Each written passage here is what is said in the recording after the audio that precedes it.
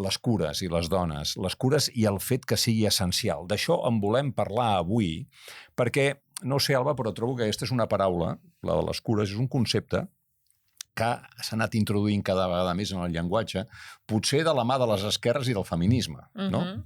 Sí, de fet, és un concepte que per sort existeix, per sort d'alguna forma ens l'ha regalat, no? El feminisme, i ens l'ha ajudat a capil·laritzar en tot allò que té a veure amb la nostra vida. De fet, ara parlaves de la Covid i et sentia, no, parlar sobre els sanitaris i les sanitàries, però sobretot també recordar de totes aquelles dones, per exemple, no, que amb aquells entorns més precaritzats com pot ser els supermercats, no?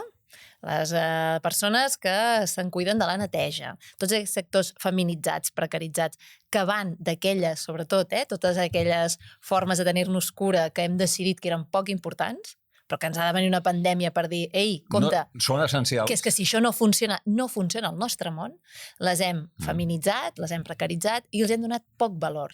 I durant la pandèmia dèiem, no, és que això que és essencial, aquestes senyores que, per exemple, estan tinguent cura de la nostra gent gran, no? Que ens n'hem de recordar i hem de canviar la societat perquè les hem de posar al centre. I com tot, fem aquells aprenentatges que el dia de mai no ens en recordem.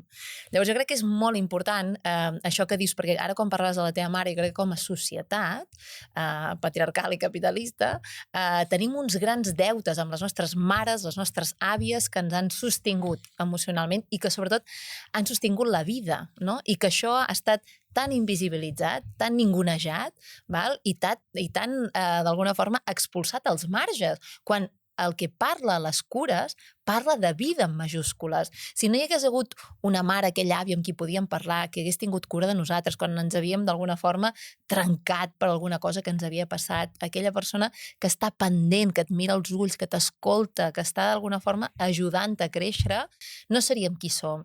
I això no li hem donat valor. Quina vida està al centre? Què és important a la nostra societat? Tirar endavant. A partir de què? A partir de, sobretot, la part econòmica, la part que ens marca el capital. La part material és important, sí. Jo crec que més que important ha estat una mica que ha ocupat quasi tot l'espai. Ha quedat al marge tot això que té a veure més amb tot això que parlem, no? Aquesta condició humana que té a veure amb la vulnerabilitat, que té a veure amb això, no? Aquesta relació més personal, més afectiva, més emocional, no? I també en el dia a dia, o sigui, perquè per exemple, no, amb les persones grans acabem en moltes ocasions traspassant la cura, no, a persones externes a la família, perquè no ho podem assumir per 1000 motius, però tot això on ens està portant? Quin tipus de vinculacions estem establint uns i altres? Però per què penses, per exemple, que els nivells que tenim que tenen a veure, per exemple, amb temes d'ansietat, a nivells de depressió, que són altíssims pel que fa a la nostra salut mental, que ens estan dient que hi ha una afectació, que aquesta part més humana, no? Ens sentim una mica amb aquesta intempèrie que hem anat parlant en altres ocasions, però estem més connectats que mai.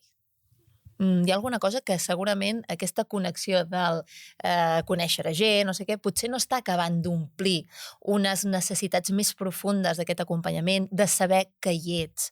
No una cosa més superficial. Segurament el meu fill tindrà molts més contactes i amics i amigues que jo a la seva edat, però no sé quina qualitat tindran aquestes relacions o no. No sé al final si som conscients de com hem de tenir cura de les nostres amistats, per exemple. No ho sé. Però vols dir que això no forma part de la condició humana? Al cap i a la fi, un consell que tota la vida donaven els pares quan no hi havia xarxes socials és vigila amb les amistats que tens, no? Sí, no, però no és només vigila. O sigui, per exemple, igual que aquesta individualització, per exemple, dels problemes que tenim. O sigui, estem en una societat que hi ha aquestes dolències, que hi ha molta gent, no sé, per exemple, diuen que el 2025 la principal afectació de la salut, això ho diu l'OMS, serà la depressió. Per tant, el principal sentiment, emoció que circula entre nosaltres és un sentiment de desesperança, perquè la desesperança és l'avançala a la depressió.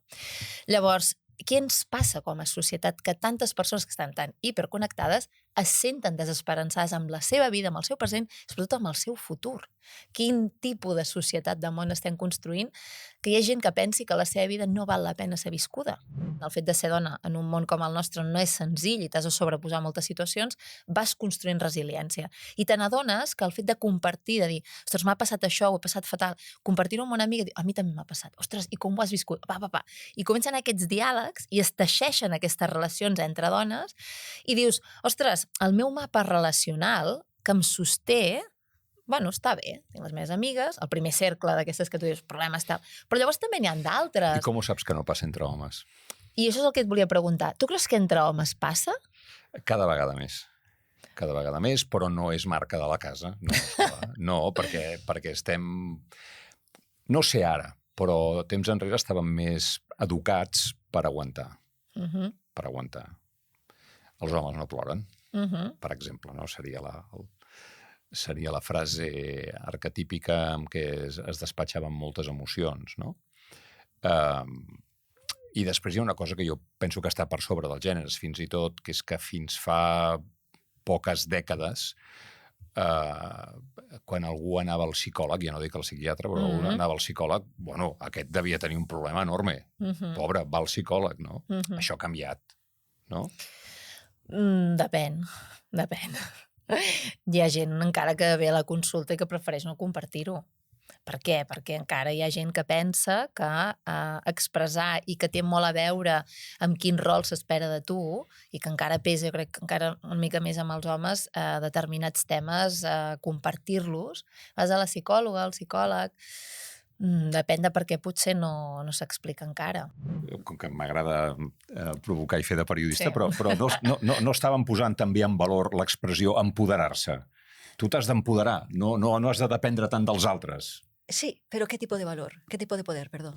El poder violent, el poder individual, el poder si guanyo jo els altres no, o aquest empoderament parla de capabilities, del que som capaços de ser i fer, i no arribem a ser capaços de ser i fer més que en la interdependència. És un altre concepte de poder que l'altre estava massa vinculat a la corrupció, a la raó i a la violència i a la força. Curar i cuidar serien sinònims? En català moltes vegades el fem servir com a sinònims, però no, perquè el curar està molt lligat a una ferida prèvia. La ferida prèvia. Penseu, per exemple, es deien unitats de vigilància intensiva.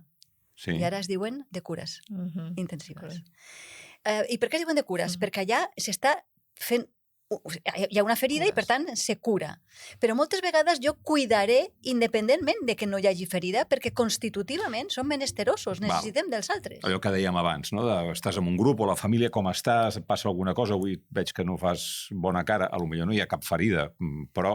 Senzillament em preocupo per tu. D'acord. Em preocupo per tu. I fa la vida més bonica. Igual que tenim cura de l'ambient posant una planta. No hi ha cap ferida en l'ambient. És lleig l'ambient? No, però és més bonic. Tornem a Suècia. Se'n van adonar que això era una feina sense reconeixement. Llavors l'Estat què va fer? Va decidir intervenir. Exacte. I va posar una burocràcia de la cura. És a dir, jo te faré tota una intendència que l'Estat ho pagarà perquè tenim diners, perquè tu t'alliberis d'haver de, a la teva mare amb Alzheimer, haver d'estar cuidant d'ella i haver de renunciar a la teva carrera professional. I la idea és bona perquè hi ha cures que efectivament són molt esclavitzadores. I això va anar bé? En una part sí, en una part no. Intentem no polaritzar ni caure en el 0-1. En què va anar bé? Efectivament que moltes dones van poder fer una vida independent perquè no estaven lligades a les cures. Va anar també bé perquè la cura obligada és molt més farragosa. No és el mateix una cura desitjada, un bé moral imposat ni és bé ni és moral, m'agrada recordar, no? I una cura imposada no deixa de ser també una violència. En aquest sentit va anar bé perquè va desenvolupar molt més aquest alliberament de la dona de les cures. En què no va anar bé? En què es van adonar que les cures també generen un tipus de lligam i d'intimitat i de què és important a la teva vida, que fa que és que no és una càrrega feixuga tenir cura, és que jo vull tenir cura del meu fill. No vull que algú vingui a cuidar-me el fill o a cuidar-me el pare, és que jo vull cuidar el pare. I en aquest sentit se van adonar que tenen moltíssima solitud no desitjada i moltíssim suïcidi, diguem-ne, de les filles o de les No, dones? en general tenen un altíssim índex de suïcidi, i més enllà de la vitamina D i el clima, té molt a veure amb que la cura no Vincula, només no? lliga. O sigui, genera uns vincles molt més densos que el que algú vingui a fer-te les coses. És a dir, una cosa és que algú te netegi la casa i algú, per tant, que tu li paguis i demés, i el tipus de relació que fa el tenir cura de la casa, com tu te relaciones amb la casa, com tu li dones importància a que la planta estigui bé. És un tipus de relacions que canvia quan canvies el mitjà amb la qual se satisfà la necessitat. No és el mateix que te cuida una infermera que te cuidi la mama. Clar.